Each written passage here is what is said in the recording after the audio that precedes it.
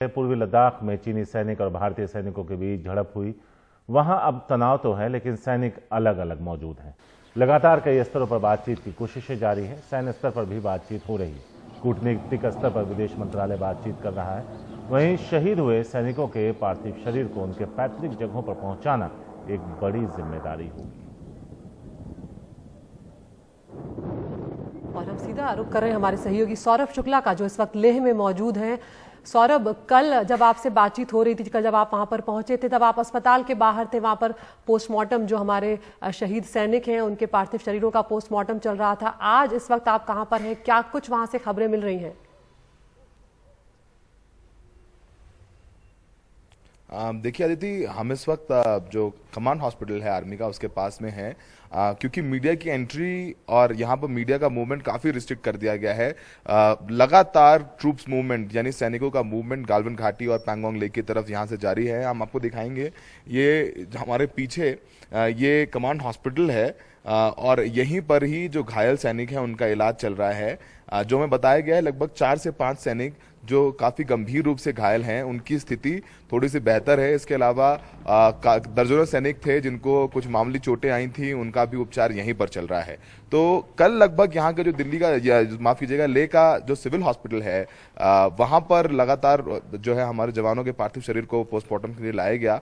तो कल लगभग कुल 13 जो जवान थे उनके शरीरों का पोस्टमार्टम किया गया है। लेकिन आर्मी इस समय बिल्कुल बात करने को तैयार नहीं है। बिल्कुल मीडिया को कोई जानकारी नहीं दी जा रही है। किसी तरीके से हम लोग जो जानकारी निकाल पा रहे हैं वो निकाल पा रहे हैं। अगर हम आपको दिखाएं, पीछे जो आप सड़क दिख रही है, रात भर इस सड़क पर पीछे इसी सड़क पर यहाँ से आर्मी के कॉन्वॉयज थे अदिति, वो गालवन घाटी की तरफ और पैंगोंग लेक की तरफ जा रहे थे। और बॉर्डरिंग एरियाज पर नेटवर्क, जो मोबाइल नेटवर्क है, उनको पूरी तरीके से बंद कर दिया गया है। तो वहां से भी कोई जानकारी आसानी से निकलकर सामने नहीं आ रही है, क्योंकि वहां पर जो भारत सरकार है उसने नेटवर्क बंद किया है। तो यहाँ पर जाहिर सी बात है, तनाव लगातार बढ़ा हुआ है। और जैसे कि कल जो बातचीत है वो बेनतीजा रही सेना के बीच, तो गालवन घाटी में अभी भी कुछ इलाकों में चीन की सेना जरूर मौजूद है। तो फिलहाल हो सकता है कि कुछ और बातचीत का सिलसिला शुरू हो। अभी दिन शुरू हुआ है अदिति, और हो सकता है थोड़ी देर बाद, क्योंकि लगातार यहाँ पर जो तमाम मीडिया चैनल पहुंच रहे हैं,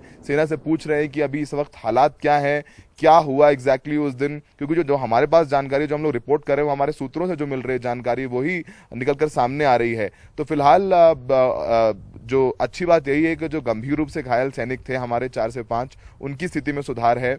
और आज रथ लेइंग सेरेमनी होगी कुछ सैनिकों की, जिनका पोस्टमार्टम हो चुका था, और उनके पार्थिव शरीर को उनके गांव भेजा जाएगा अंतिम संस्कार के लिए। अदिति, सौरभ, कल हम लोग बात कर रहे थे तो आपने बताया था कि करीब 5 जवानों का पोस्टमार्टम हो चुका है। क्या 20 के 20 जवानों का पोस्टमार्टम हो गया है जो शहीद हुए थे? और आज जब उनको अंतिम श्रद्धांजलि देकर कितने बजे तक उम्मीद है कि उनके पार्थिव शरीर को उनके गांव तक या उनके घर तक भेजा जाएगा?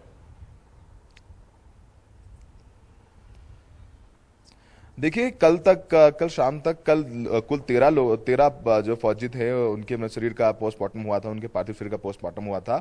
उससे पहले 3 यानी परसों 3 सैनिकों का हुआ था, इसमें कर्नल बाबू भी शामिल थे।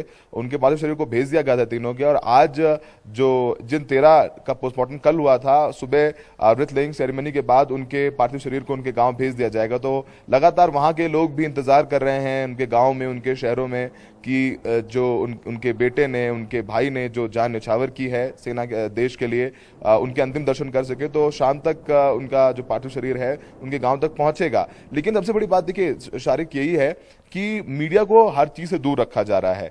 जो कल रथ लेइंग सेरेमनी हुई थी कर्नल बाबू की, उसमें भी मीडिया को अलाउ नहीं किया गया था, कोई ऐसी प्रेस रिलीज नहीं दी गई।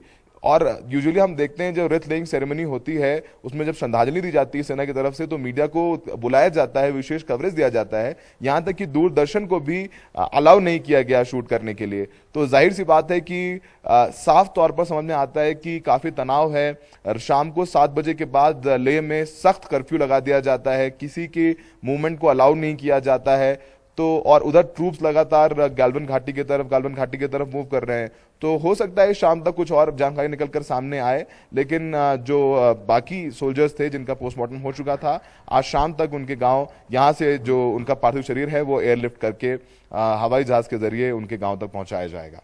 बिल्कुल, शारिक, बहुत शुक्रिया सौरभ इस तमाम जानकारी के लिए। अपडेट के लिए हम आपके पास आते रहेंगे। तो हमारे सहयोगी सौरभ शुक्ला लेह में मौजूद हैं और लगातार वहां से हम तक ग्राउंड रिपोर्ट जो है वो पहुंचा रहे हैं। उस वक्त तस्वीरें आ रही हैं शहीद जवान की, शायद कुछ को श्रद्धांजलि यहाँ पर देना शुरू भी हो गया है, लेकिन अपने आप में शारिक ये बेहद भावुक लम्हे रहने वाले हैं जब इतनी बड़ी तादाद में इतना बड़ा नुकसान हमारे देश का हुआ है, और जब ये पार्थिव शरीर सैनिकों के जब पहुंचेंगे अपने अपने घरों में या अपने अपने साथियों के सामने, तो उनके लिए शायद वो बहुत कठिन वक्त होगा। लेकिन देश के लिए उन्होंने बड़ा बलिदान दिया है, और जिस तरह से खुद प्रधानमंत्री नरेंद्र मोदी ने कल ये बात कही है कि सही तरीके से जवाब दिया जाएगा, और हम भले ही शांति से बातचीत करना चाहते हैं लेकिन उकसाया जाएगा तो वो चीज़ हम बर्दाश्त नहीं करेंगे और मुंह तोड़ जवाब देने में हम सक्षम हैं। तो किस तरह से जो तनाव की स्थिति है वो लगातार बनी हुई है, ये हमारे सहयोगी सौरभ शुक्ला बता रहे हैं। लेह में शाम को कर्फ्यू लग जाता है, जो मोबाइल नेटवर्क है उसे बहुत ज़्यादा रेस्ट्रिक्ट कर दिया गया है, बहुत ज़्यादा बाधित कर दिया गया है। मीडिया को बहुत ज़्यादा जानकारी जो है वो नहीं दी जा रही है। साथ ही आर्मी जो है, सेना जो है, इस वक्त बहुत ज़्यादा एहतियात बरत रही है और लगातार वहाँ पर लेह लद्दाख में सेना का जो गतिविधियाँ हैं, सरगर्मियाँ हैं, वो भी काफ़ी तेज़ हैं इस वक्त।